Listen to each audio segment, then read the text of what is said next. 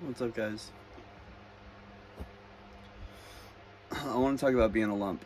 I've done a few videos like this before, and I want to talk about the importance of a reset and a review of your life and your life path, everything that goes on. So I call it being a lump, or just being the sack of potatoes. Like, there's nothing I can really do but just sit here, right?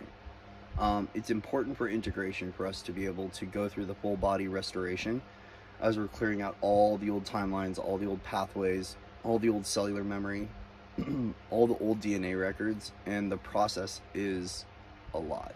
Okay, so when you're about to go through a review and you're jumping into a new pathway, this is kind of what happens.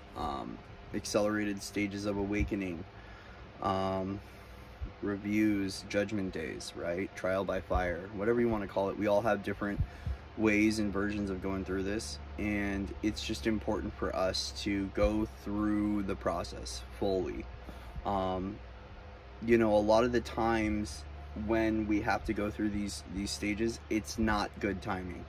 Like, the times when we need to go down and be a lump, not every time is it like the perfect timing, right? Sometimes it's like, it's the time that you need to be doing everything is the time that you got to go down, right? Or like the time you got to get up and get moving, or like the time when you're broke is like the time when you go down. And just know it's a part of the process, right? It's really important for us to learn how to negate what our emotional world is telling us about what needs to get done, to take a moment to honor body etiquette, right? To honor how to care for the systems properly as they're going through their process of upgrade. Some of the things that we need to do are choices that we don't want to necessarily make. Myself, there's things that I have to cut out of my life, and I've been talking about it for so long. I just don't want we have to admit defeat and go, all right, it's time, I guess, to just go through this repair, and to clear everything out so we can get onto our way, right? Get on our way, get on our path. You know, as we're going through like a review in our own lives, and we're about to jump into a new pathway, a part of that review is that we go through a process of reliving past life things, or things from this lifetime, past, present, future. The important thing is for us to not hold on to the cellular memory, okay? The important thing is that when it comes up, release it, relinquish it, go into that level of forgiveness of self, forgiveness of others, whatever you need to do, love, whatever word you want to do. Ho'oponopono works a lot for this. Last night I went through, there was an event that triggered off in my own reality yesterday, that I was like kind of like detached and la-di-da-di doing my own thing, and once I grounded into the night, getting ready, it all hit me, and I was like, and it was a a nuclear trauma clearing, right? Literally, like, it was like I was getting blasted by a beam of radon, and I'm pretty sure, seismically speaking, I'm an event all on its own right now. That's how I feel, right? Radiating all this energy. But a part of reliving that trauma was, you know, was for me having to go through and reclaim my sovereignty from that dimension, to reclaim my sovereignty from that space in time, that pocket or sequence that I chose to be a part of, to learn, right?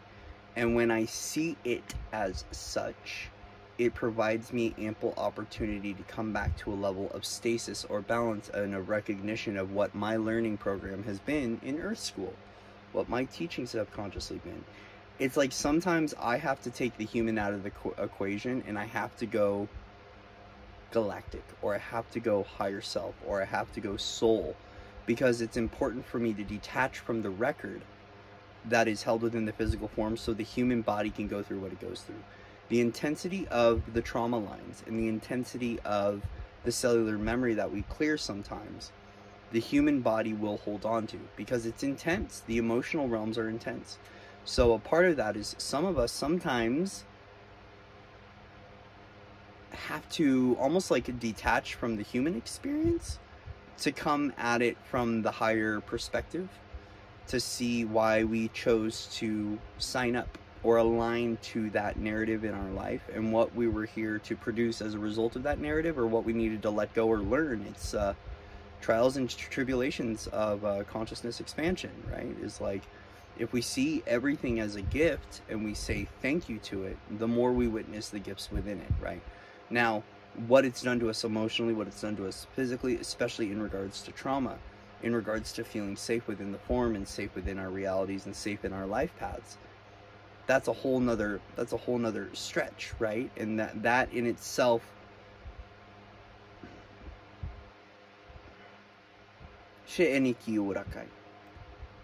to put it very simply, to have those levels of experiences, right?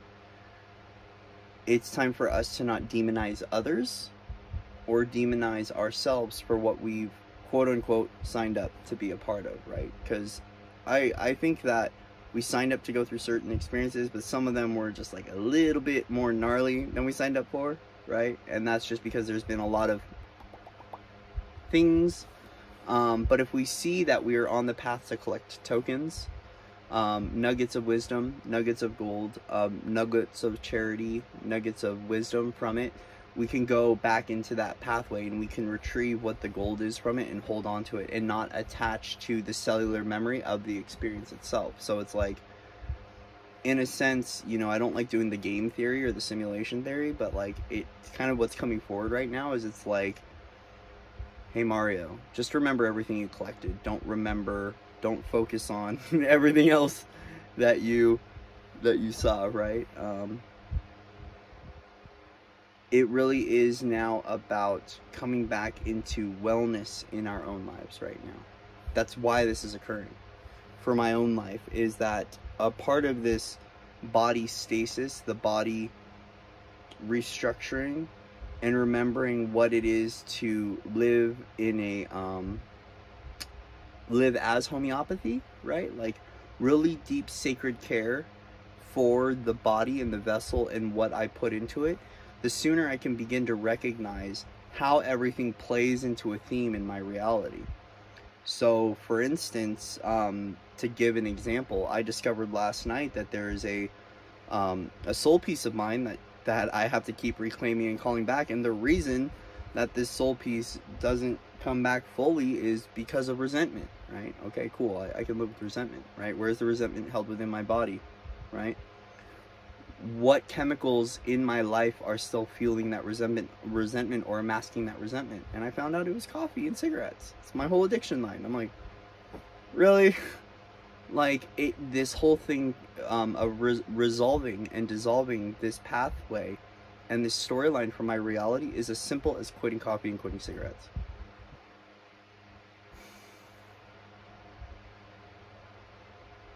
Do I want to? No, I don't. I really like coffee and I really like cigarettes. Well, why? I really like resentment. Oh crap, I really like coffee. I like flavor and things like that, but I have an addiction to resentment, because with resentment I have a moment to be angry, right? I have a moment to live in fear. I have a moment to live in chaos, right? And when someone is about to remove my chaos from me to give me simplicity, because I'm so used to it, it's become like a best friend of mine. Don't take away my chaos, right? Let me be crazy. Well, though. Well, young one, because I'm kind of talking to myself in the camera, you want a life of ease and simplicity, right? You don't want to keep going through the traumatic resolution over and over and over. And the reason why I keep reliving that cellular memory is because I'm not letting it fully clear, because that which I am digesting consciously in my reality keeps bringing it forward, right? I've got a spark within me that wants to ignite fully. That spark is dying to glow up, right? Like, it's like, come on, we need to glow up, buddy. But I'm like, no, but I want my coffee. No, I want my cigarettes, right? And this is for me, by the way. This isn't for everyone. So please, like, don't hop on my bandwagon and my train. Use your discernment, right? Like, because it really is about belief system.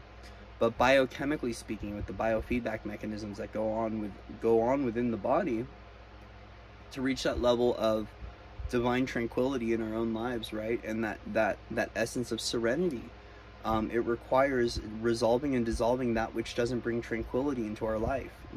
Being a peacekeeper, right? Like, what are you still ingesting or consuming that's not bringing forward peace? And this includes like television, it includes electronics, it includes that to which we expose ourselves to, right? When it comes to things like gaslighting, where are we still interacting with people that are facilitating and denying our gifts and abilities, right? Where are we still listening or subscribing to YouTube channels that are facilitating in us doubting that which we know, right? It really is about us coming into the level of I am the master of my own experience. That has happened through the eternal spark of creation that I am connected to from within, plus a deep sacred connection to God's source, and keeping that connection alive and stable in every now moment, so I know how to navigate my trajectory and to not give my power away to something outside of me.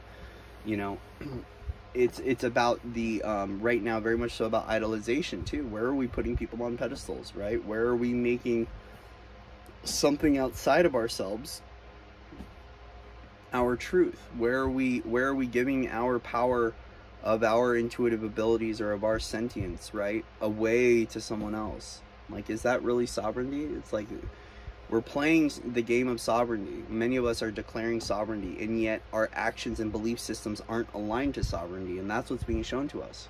Where are we not truly sovereign, right? Like, anywhere we attach to something outside of us, we're not playing in sovereignty. We're actually, and so then it's about reshaping, refocusing, relensing, right?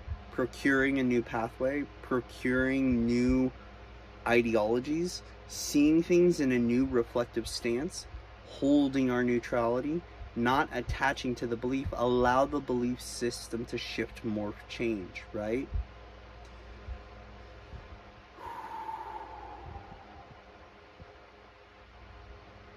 Allow the belief system to mold and to flow.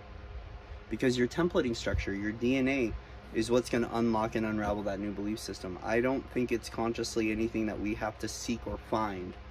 It's something that will be unveiled from within. So it's about taking a moment for all of us to take a step back, open up enough to come into a place of emptiness within ourselves. A place of just what we would call stasis, of nothingness, oneness, 0 point. And from there, allow the restructuring to build up at a cellular level that which you are here and now, because the mind will begin to attach to those stories.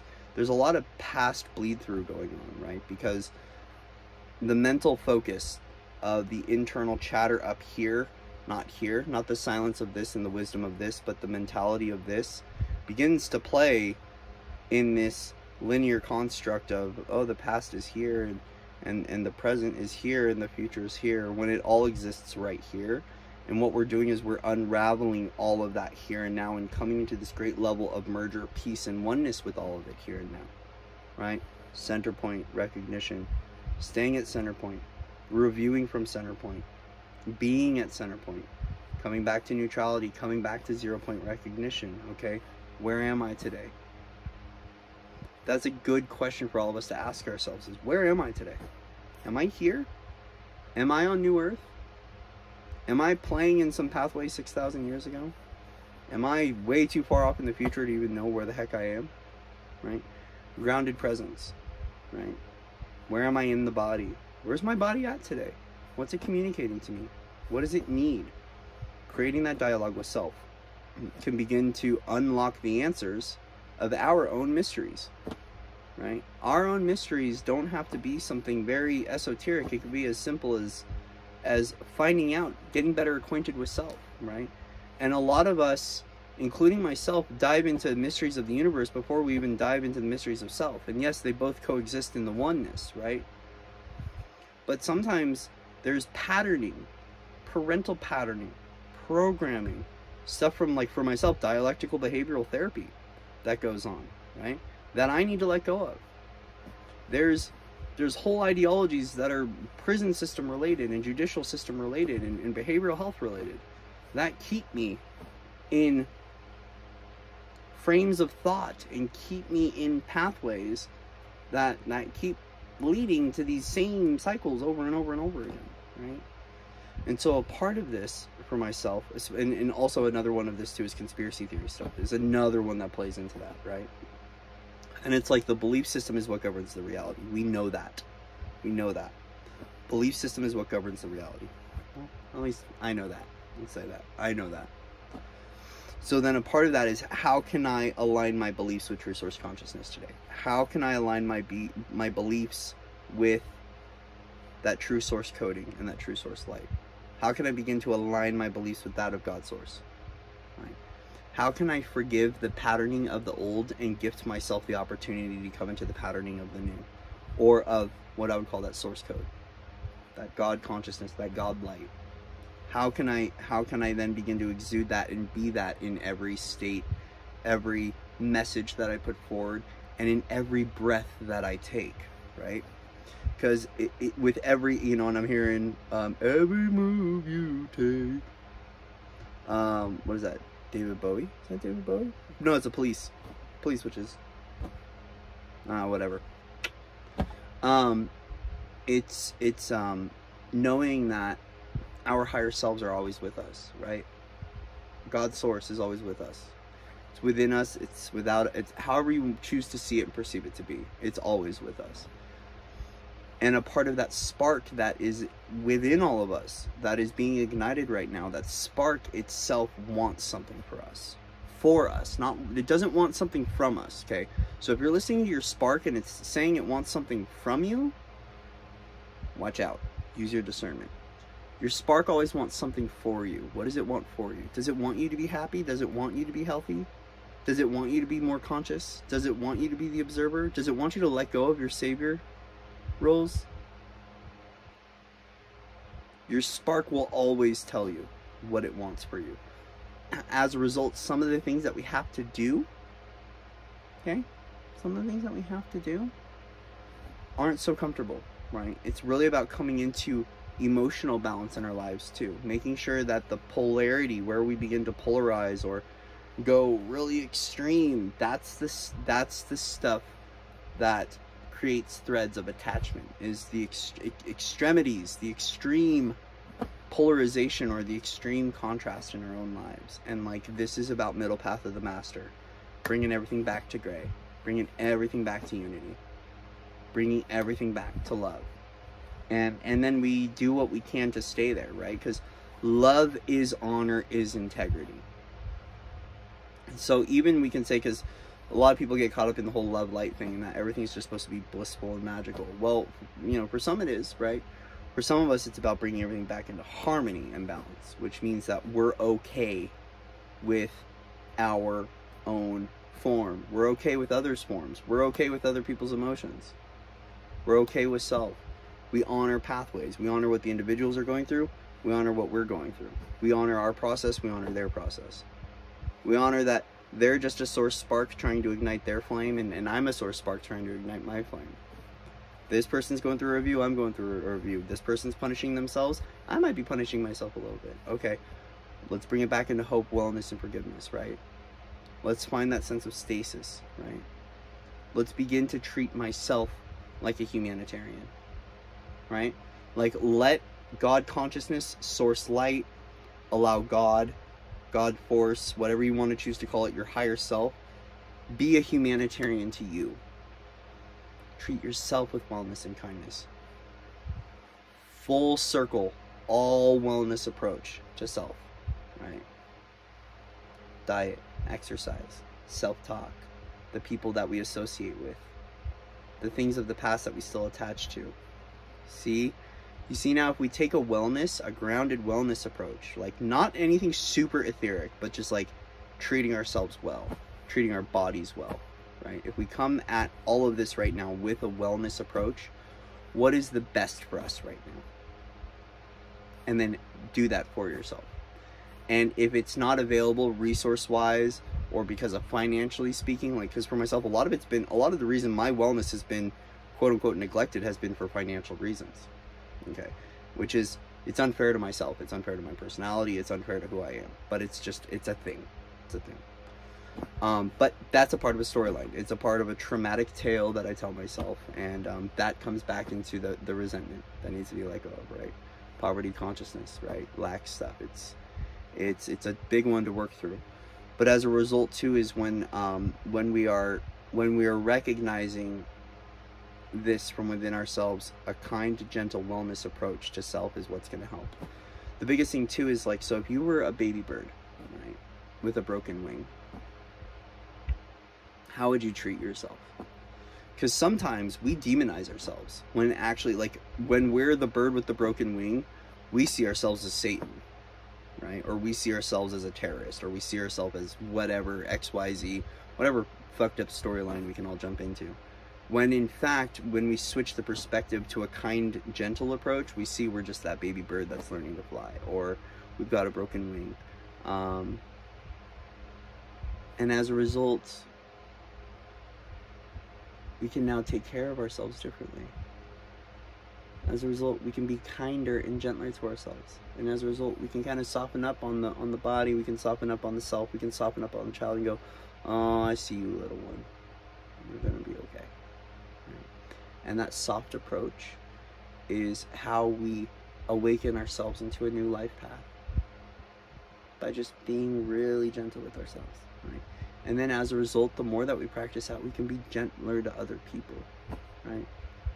I find that the major reasons why we flip out on one another, and the major reasons why we get all chaotic with one another and play the blame shame thing, is because we're not kinder to ourselves. We're neglecting ourselves for the population, or we're neglecting our own well-being to run a business, or to be a light worker, or to be like this big, like, grand stage awakening way shower because that's what I want to be, right? When you serve the one here, you're serving the all. And as a result, it's going to help you to serve the all better. But it really is about coming back into simplicity, coming back into kindness, because that's how the world is going to change, is coming back into kindness, coming back into simplicity with ourselves. And allow the mysteries to be the mystery. You're not gonna miss out on a mystery, right? If you take a week or 2 weeks or a month or a couple months, right, to like really take care of yourself and to really like love yourself and harness yourself, you're not gonna miss out on anything. I'll tell you that. FOMO is a big one that comes out for a lot of us, where it's like, I need to get this done because if I don't, there's a deadline. We're quantum, baby. We're quantum. We're quantum. Don't miss out on yourself. There's a lot of life. This came to me last night, and this is big. There's a lot of life I did not live because of ascension, because of awakening, because of trauma, because of familial patternings, and because of guilt, because of self-punishment and really deep wounding. There's a lot of life I didn't live. And every time I hit a big approach on a death sequence in my own life, I have to start making conscious choice to forgive and resolve that, so I can begin to live life today to the fullest, right? Go explore, go adventure, go travel across the world, right? Go meet people, go have a beer in Ireland, right? Go do go walk around in a kilt all around Scotland, right? Go to Spain, go to the most southern tip of Mexico and walk back. Right? Like whatever it is, like we've got life we can live, but the reason we don't live life fully is because there's something telling us that we can't. That's the only reason. There's resources too, there's abundance things, lack, but all that comes down into when we come back to reverence and care for self, the more that we can begin to live and have experience. Because I'll tell you this, I'm done with my experience being laying down in bed all day and picking my nose and going, what should I do today? I've done this for a really long time. Even before awakening, this is a lot of my life.